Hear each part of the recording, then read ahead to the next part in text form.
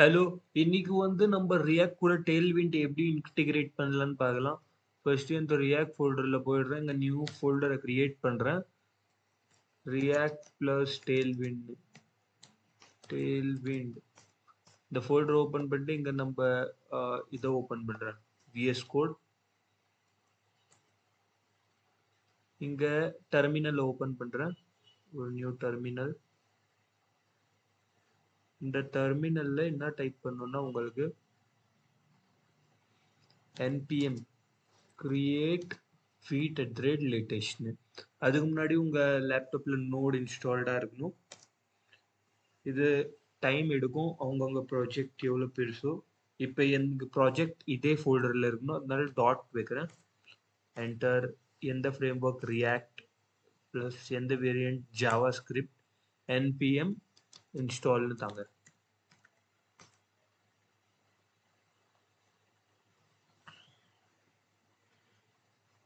இப்போ இது இன்ஸ்டால் ஆகிடுது. நெசசரி பேக்கேஜஸ் எல்லாம் டவுன்லோட் ஆகுது. அவங்கவுங்க கம்ப்யூட்டர் இன்டர்நெட் ஸ்பீடு பொறுத்து இந்த டைம் வேறுபடும்.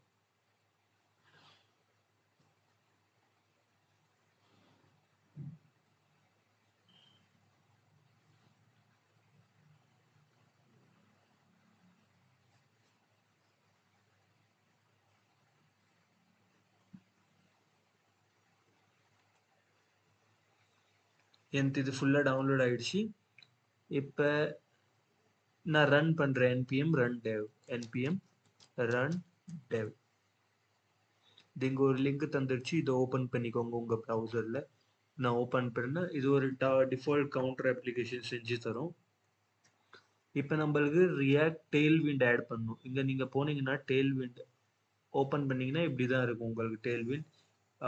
இங்கே டாக்குமெண்டேஷன் இன்ஸ்டாலேஷனில் வந்துட்டிங்கன்னா இன்ஸ்டாலேஷன் இங்கே ஃப்ரேம் ஒர்க் கைட்னு ஒன்று இருக்கும். இதை கிளிக் பண்ணுங்கள். நம்ம வீட் யூஸ் பண்ணோம். வீட்டில் போகலாம். இந்த ஃபர்ஸ்ட் ஸ்டெப் நம்ம பண்ணிட்டோம். செகண்ட் ஸ்டெப்லேருந்து காப்பி பண்ணிக்கோங்க. செகண்ட் ஸ்டெப் காப்பி பண்ணிங்களா? ஸ்டாப் பண்ணுறேன். இங்கே பேஸ்ட் பண்ணுறேன்.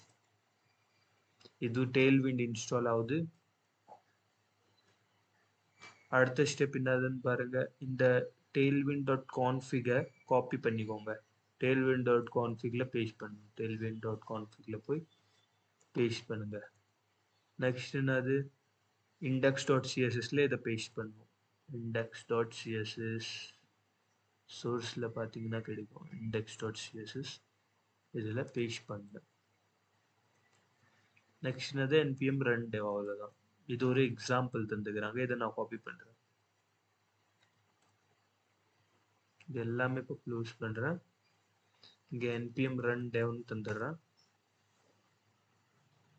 இதையும் கீழே எடுத்துன்னு போயிடுறேன். ஒரு app.jsxல இந்த கண்டென்ட்டை நவுத்திடுறேன். அதுக்கு பதிலாக உங்களுக்கு எக்ஸாம்பிளை ஆட் பண்ணிடுறேன். இப்போ இதில் நான் ரீஃப்ரெஷ் பண்ணால் உங்களுக்கு தெரியுதா? இப்போ நான் இங்கே ஒரு div எடுக்கிறேன். divக்குள்ள ஒரு nav பார்னு ஒன்று கிரியேட் பண்ணுறேன். navக்குள்ள ulக்குள்ள li into fine தந்துடுறேன். இதுக்குள்ள எல்லாம் home 1 2 3ன்னு எதுனா ஒன்று தந்துடுறேன். 1 2 3 4 5. இப்போ நான் இங்கே ஸ்டைலிங் தரேன். இதுக்கு வந்து கிளாஸ் வித் 100%. இதாயிடுச்சா? இது நம்மளுக்கு நேவுக்கும் நான் கிளாஸ் தந்துடுறேன் வித் 100%. இதை கிளாஸ் வந்து ஃப்ளெக்ஸ் பண்ணிடுறேன். ஃப்ளெக்ஸ் ஏன்னா லெஃப்ட் ரைட்டில் வேணும் எனக்கு. ஃப்ளெக்ஸ் ஆயிடுச்சா? இதுக்கு நம்ம இப்போ கிளாஸ் தரலாம். கிளாஸ் padding 4ன்னு தரலாம். ஆயிடுச்சா? அதுக்கப்புறம் இந்த ULக்கு நம்ம கிளாஸ் வித் 80 தரலாம். 80%.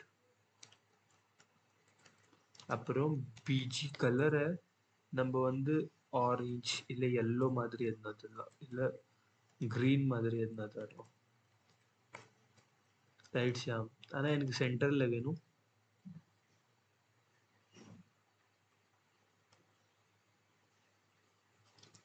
Margin auto. சென்டரில் வந்துருச்சு. ஆனால் இது 80% மாதிரி தெரியல, 60 மாதிரி இருக்குது. ஏன்? ஏன்னா ஆப் டாட் சிஎஸ்ல ஃபர்ஸ்ட்லேருந்து இவ்வளோ சிஎஸ்எஸ் இருக்குது. இதெல்லாம் நான் நவுத்திட்டா உங்களுக்கு தெரியுதா? இப்போ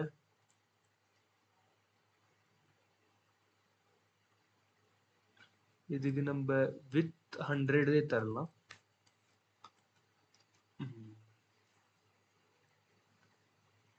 மார்ஜின் 20, மார்ஜின் மட்டும் கொஞ்சம் எக்ஸில் 20 தரேன், எக்ஸில் வாய் மேலேருந்து ஜாஸ்தி ஆச்சு, 20க்கு பதிலாக 10 தரேன். இந்த உள்ள இருக்கிற கண்டென்ட் எல்லாம் சென்டரில் வேணும். ஜஸ்டிஃபை சென்டர் வந்துச்சா? இந்த எல்ஐக்கெல்லாம் இப்போ நம்ம தரலாம்.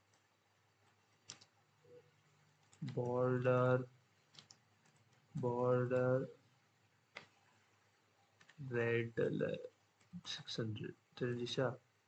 இதுக்கு நம்ம x4 தரலாம், py6 தரலாம். சாரி 6, இது 3 தரலாம், இதுக்கு 6 தரலாம்.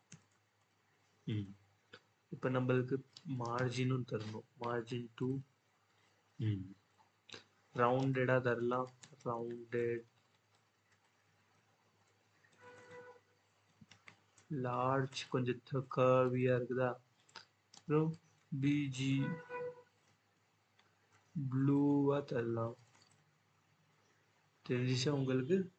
சிஎஸ்எஸ் இதுதான் tailwind CSS நம்ம இம்ப்ளிமெண்ட் பண்ணிட்டோம்.